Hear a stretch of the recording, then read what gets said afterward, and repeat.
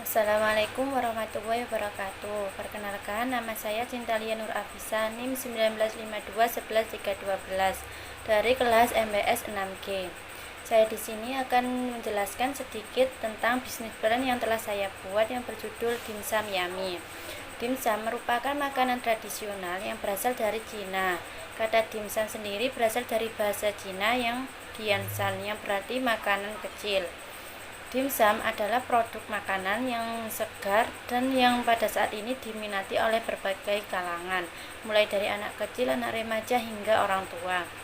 Dimsum merupakan bisnis yang bergerak di bidang makanan sehingga memiliki peluang yang menjanjikan karena makanan adalah kebutuhan primer manusia.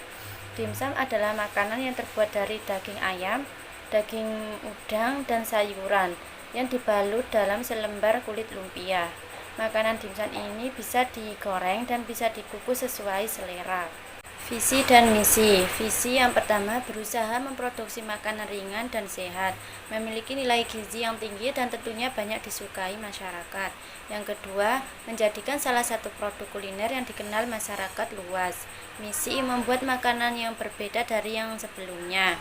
Yang kedua, membuat kreasi baru dan menciptakan inovasi produk. Yang ketiga, terbuat dari bahan alami dan tentunya terbuat dari daging ayam segar. Yang keempat, membuat konsumen puas akan produk yang kami ciptakan.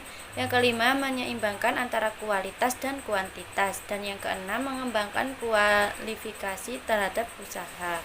Dalam melakukan usaha, pasti ada naik turunnya usaha. Maka dari itu, kita harus mempunyai antisipasi dalam masa depan. Antisipasi masa depan saya yang pertama, menyiapkan diri untuk memperbaiki secara perlahan kekurangan yang terdapat pada produk kami. Yang kedua, menciptakan kreativitas pada produk, terutama kualitas, kuantitas, dan harga. Yang ketiga, meningkatkan dan menambah mutu produk yang kami pasarkan. Dan yang keempat, berusaha membuat pelanggan lebih tertarik untuk membeli produk yang ada di tempat kami. Analisis SWOT kami, yang pertama strength atau kekuatan. Yang pertama, SDM dengan etos kerja yang baik. Yang kedua, banyak relasi pemasaran seperti catering, warung, kantin, dan lain-lain. Yang ketiga, harga ekonomis dan higienis. Yang keempat, inovasi rasa yang berbeda dari produk lain. Yang kelima, kemasan menarik. Dan selanjutnya adalah opportunity atau peluang usaha. Yang pertama, mitra kerja yang baik. 2. Banyak disukai konsumen. 3. Budaya masyarakat yang konsumtif. Dan 4. Fasilitas yang memadai. Selanjutnya yaitu penjelasan tentang weakness atau kelemahan. Yang pertama, harga bahan baku yang tidak stabil. Yang kedua, tidak bertahan lama. Dan yang ketiga, produk mudah ditiru. Dan yang terakhir yaitu threat atau hambatan. Yang pertama, banyaknya kompetitor yang bergerak di bidang yang sama. Dan banyaknya kompetitor yang akan semakin banyak meniru akan produk yang kami jalankan. Selanjutnya yaitu gambaran umum pasar. Yang pertama, segmentasi pasar. Strategi untuk mengetahui target konsumen dengan lebih baik dengan cara membagi 4 segmen. Yang pertama, segmen demografis. Segmen demografis dilihat dari usia, jenis kelamin, pendidikan, pekerjaan, dan lainnya. Yang kedua, segmen geografis dilihat dari berdasarkan lokasi tempat tinggal konsumen. Dimsum Yummy direncanakan lokasi berada di Jalan Pandawa, Dusun 4, Pucangan, Kecamatan Kertosuro, Kabupaten Sukoharjo. Yang ketiga, segmentasi perilaku. Segmentasi perilaku dilihat dari pengetahuan konsumen terhadap produk, sikap, reaksi, dan penggunaan produk oleh seorang konsumen.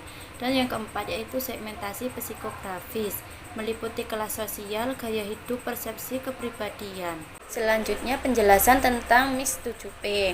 Yang pertama, produk. Produk yang kami jual adalah dimsum yummy yang terbuat dari bahan yang berkualitas tanpa pengawet, pewarna, dan micin-mician, sehingga aman untuk dikonsumsi dari anak-anak sampai orang tua. Selanjutnya yaitu rencana produksi. Pemilik Fatihah Noviasari, pemasaran Cintalia Nur Afisa, produksi Dia Ayu Nur, keuangan Nurjana Putri Sekar Langit. Deskripsi jabatan. Pemilik usaha bertanggung jawab untuk mengontrol jalannya kegiatan operasi, membuat SOP yang detail agar kegiatan operasional bisa berjalan dengan baik dan konsisten, membuat perencanaan strategi dan menyangkut kebijakan operasional, menetapkan standar gaji yang diterima oleh pegawai. Manajer produksi melakukan perencanaan dan pengorganisasian jadwal produksi, menilai proyek dan sumber daya persyaratan, memperkirakan negosiasi dan penyetujuan anggaran dan rentang waktu dengan klien dan manajer. Manajer keuangan memimpin deviasi keuangan dan membuat laporan langsung pada direktur perusahaan. Manajer pemasaran merencanakan, mengarahkan atau mengkoordinasikan kebijakan dan program pemasaran, antara lain melihat permintaan untuk produk dan jasa yang ditawarkan oleh perusahaan dan persaingannya, serta mengidentifikasi pelanggan potensial. Yang terakhir yaitu karyawan membuka dan menutup toko sesuai jam operasional, menjaga kebersihan penjualan, melayani dengan baik para konsumen, mengemas barang, menulis barang penjualan, mencatat dan mengupdate stok barang yang tersedia dan menata stok barang. Rencana produksi dan operasional produk dimsum Yami, izin usaha SPP IRT atau sertifikat produksi pangan industri rumah tangga. Proses pengerjaan hari Senin sampai Sabtu waktu jam 8 sampai 17. Lokasi usaha di Jalan Gria Jaya nomor 5 Duku, Kecamatan Mojalaban, Kabupaten Sukoharjo.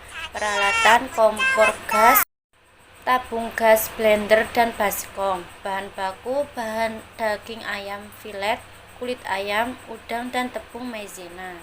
Untuk sumber dananya, kita berasal dari 100% modal pemilik.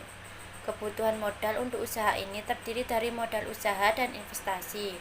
Total rencana kebutuhan modal untuk usaha ini sebesar 15 juta. Biaya tetap peralatan total sebesar 10.330.000. Biaya operasionalnya sendiri sebulannya total sebesar 5.050.000. Per tahunnya 63.916.000. Dan untuk pendapatan kita seharinya total sebesar 300.000, per bulannya 9 juta, dan per tahunnya 108 juta. Pokok penjualan yang pertama, harga pokok produksi, total biaya dibagi hasil produksi 5.498.500 rupiah. Jualnya harga pokok ditambah laba yang diinginkan. Harga pokok 1.800 ditambah 1.200 sama dengan 3.000. Untuk analisa keuntungan, pendapatan dikurangi hasil produksi sebesar 3.000 bit dikali harga jual berjumlah 3.000 dikurangi modal 5.498.500 rupiah berjumlah 3.501.500 rupiah. Analisa keuntungan, presentasi laba. Laba dibagi modal dikali 100%. 3.501.500 rupiah dibagi 5.498.500 rupiah dikali 100% sama dengan 63%. Analisa titik impas, biaya tetap sama dengan 10.330.000, harga jualnya 3.000, biaya variabel per unit 3.501.500 rupiah dibagi 3.000 bit sama dengan 1.600.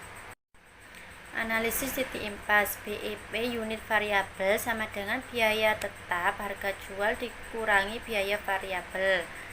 10.330.000 dikurangi 3.000 dikurangi 1.600 sama dengan 1.843. Jadi dimsum Yami bisa mencapai titik impas yaitu ketika mampu melakukan penjualan produk hingga 1.843 bits. Untuk laporan laba rugi, pendapatannya 108 juta. Biaya per tahunnya 63.916.000, penyusutan 2.066.000. Jadi total biaya 61.850.000. Jadi totalnya EBIT-nya 42.18.000, pajaknya 10% sama dengan 0. Total EAT 42.18.000. Dan kas masuk atau proses sama dengan laba setelah pajak ditambah penyusutan. 46.150.000 ditambah 2.066.000, totalnya 48.216.000. Untuk analisa kelayakan bisnis payback period atau PP. Payback period atau PP investasi dibagi proses dikali 1 tahun. 10.330.000 dibagi 48.216.000 dikali 1 tahun sama dengan 0,2 atau 15 hari. Artinya dana yang diinvestasikan sebesar 10.330.000 akan memperoleh pengembalian dana dalam waktu 15 hari. Jadi bisnis dimsum ini layak dilakukan karena PP kurang dari 5 tahun, sama dengan layak. Untuk kesimpulannya, jenis usaha di bidang makanan khususnya dimsum memiliki peluang yang menjanjikan karena makanan adalah kebutuhan primer manusia. Dimsum adalah makanan yang terbuat dari ayam dan aneka jenis seafood yang dibuat dalam selembar kulit. Jenis dimsum ini bisa digoreng atau dikukus. Usaha ini layak dijalankan karena di masa sekarang ini semakin berkembang tren makanan yang disukai oleh semua kalangan. Jenis camilan ini selain enak dan sehat juga memiliki cita rasa yang unik. Adapun bukti-bukti laporan observasi, silakan bisa dilihat dalam gambar. Terima kasih, sekian presentasi dari saya, kurang lebihnya saya mohon maaf yang sebesarnya. Wassalamualaikum warahmatullahi wabarakatuh.